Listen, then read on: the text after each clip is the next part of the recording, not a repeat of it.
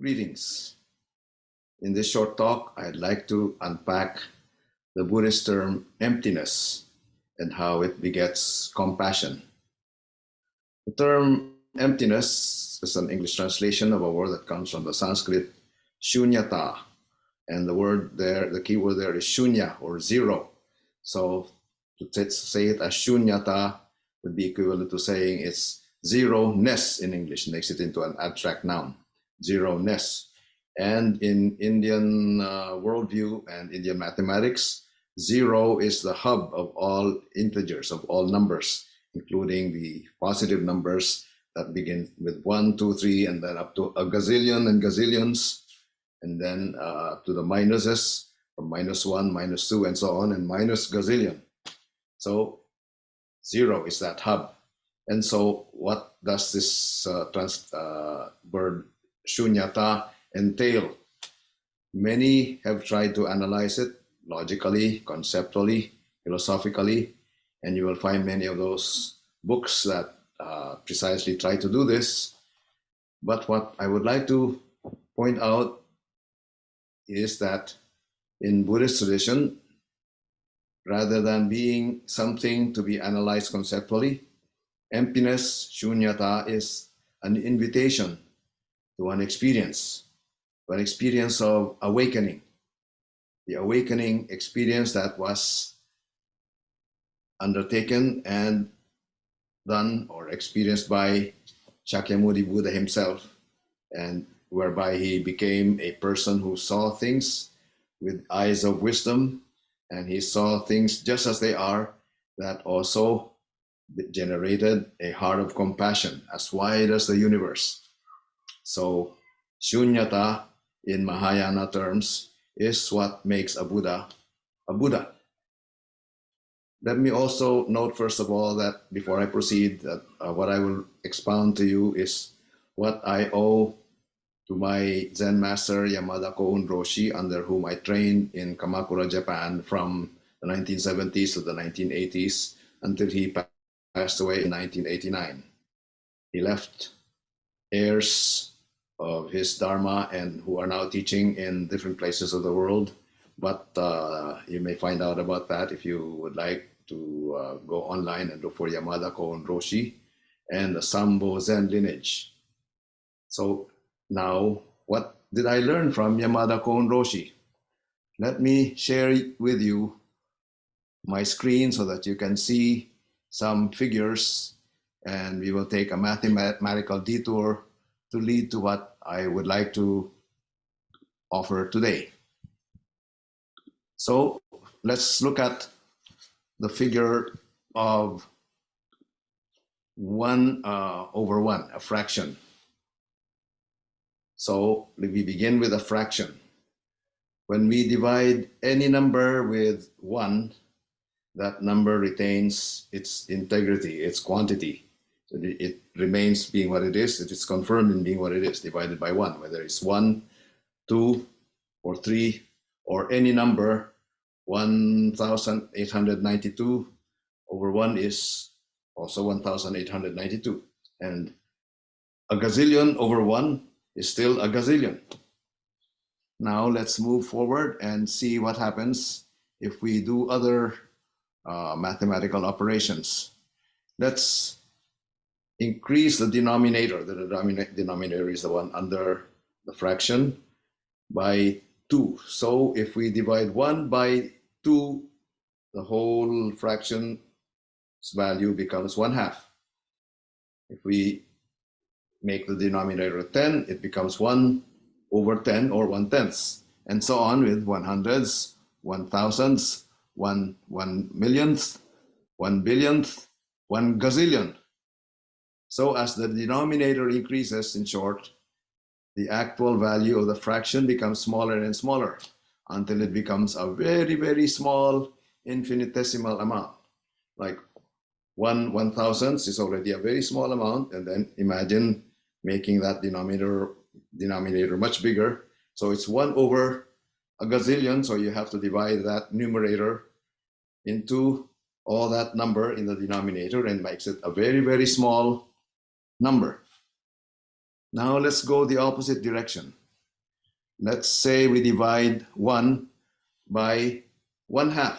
So we decrease the denominator. 1 over 1/2 becomes 2.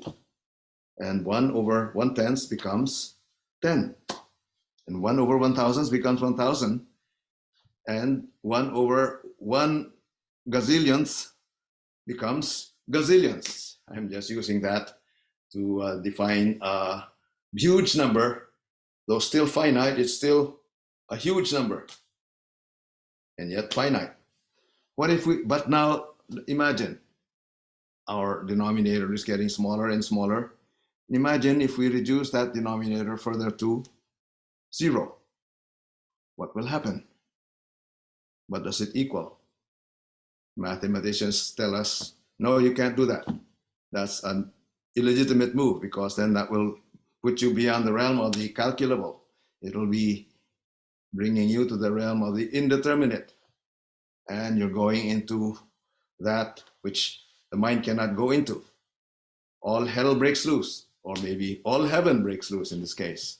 So what is it, does it equal to? Equal, you can say that word, but it becomes infinity. That's the result of dividing any numerator, 1, 2, 3, by 0. And it's the same for any numerator, any number. And so in this case, let's take the numerator number to represent a particular thing in the universe. You, me, dog, cat, or other person, every other person. There are almost 9 billion persons in the world. So let's say each one has a number, and we divide each one by 0. And, well, we go into that realm of the infinite. What does that mean? So whatever we divide by 0 becomes infinite. Now, let's look at the implications of such reality that we are now just thinking of in terms of division. Arriving at 0 point, in short, is what we are referring to by realizing in a meditative and contemplative practice that one has now reached that point of zero-ness, that point where, as one takes a posture conducive to stillness, breathes with attention, and allows the mind to settle in the here and now and finds its home there, going deeper and deeper into that stillness. In that stillness, there is no longer any conscious I supposedly perceiving an other out there, like the wall in front of me, or the tree outside, or the mountains, or whatever. Subjective consciousness dissolves, objective world dissolves, and it is just 0 point. And when we reach that 0 point, what happens? What is there to realize? Wham! Infinity and beyond. That next step beyond is very important. And of course, I give credit for this to Buzz Lightyear of Toy Story, the film Toy Story, which many of you will recognize. In short, out of that experience of 0 point, we open our eyes and see everything in the light of infinity. The blade of grass, the dog, the mountain, the cloud, each and every one of the persons around me is itself a manifestation of that infinity. Infinity upon infinity, unimaginable. We can only remain in awe and wonder and behold each and everything in that light. Amazing. This must be what the mystics meant when they talk about seeing everything with divine eyes. Each and everything, each and everyone, glowing with infinite brilliance, bathed in infinite light, just as they are. Which reminds me of a passage in Thomas Merton's account of his epiphany on 4th and Walnut. He wrote in his diary that he he went outside of the monastery to go to the city of Louisville, Kentucky, and he just stood at that street corner of 4th and Walnut and looked at people walking around him. And he saw each and every one of them bathed in divine light. And so he said, if only we could see one another in this way, there'll be no more wars, no more conflicts. We'd all just want to bow to one another in that light. And that's what we are able to see out of that 0 point. Again, to repeat, to realize emptiness is to reach that 0 point and thereby to realize infinity and beyond.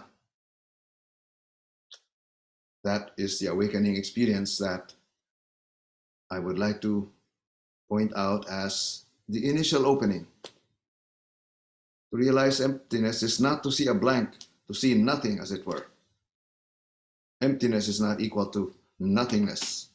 But in this light, in the light of this usage, to see emptiness, to realize emptiness, is to see each and everyone, each and everything as intimately and intricately part and parcel of everything else.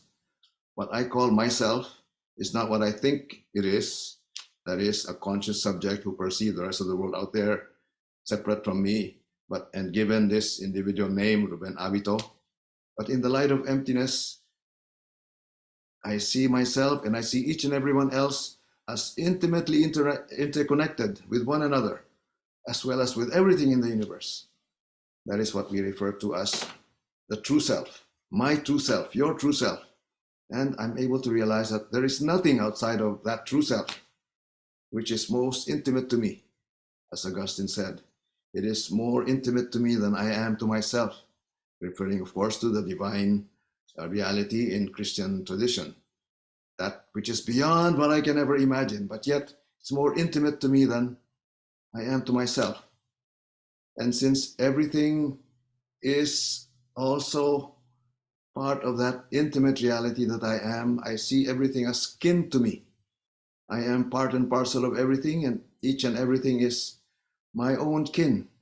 And because everything is my kin, I naturally care about their well-being. Their joy is their joy. My pain is my pain.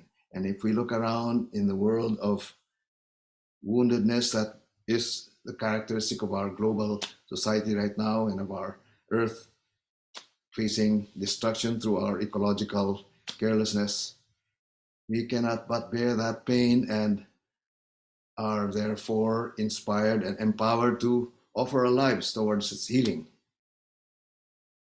So this experience of intimate interconnectedness with everything is the ground of infinite compassion that wells up in me. Remember that song, was it in the 80s? We are the world, we are the children. It's not just a metaphor, but it's an ever-present reality that we are called to embody and live out from day to day. That's the way things are right from the start. We all shine in infinite brilliance, shining upon one another, and we are all wrapped in the infinite embrace of one another. Wrapped, W-R-A-P-P-D-E-D, as well as wrapped in amazement as we behold everything in that light of emptiness. That is what is meant when in Buddhism we affirm that emptiness naturally flows into compassion. Everything wrapped in infinite compassion, nothing but compassion. This is the power that moves us to offer ourselves in the service of our wounded world, so that we may be able to alleviate the world's pain even just a little bit, as much as we are able to with this little self that we all are in our own individual personality, but knowing that that's not all we are, and with our gifts as well as with our gaps and limitations, we offer all that we can muster in healing the world's wounds, a wounded healer, as it were.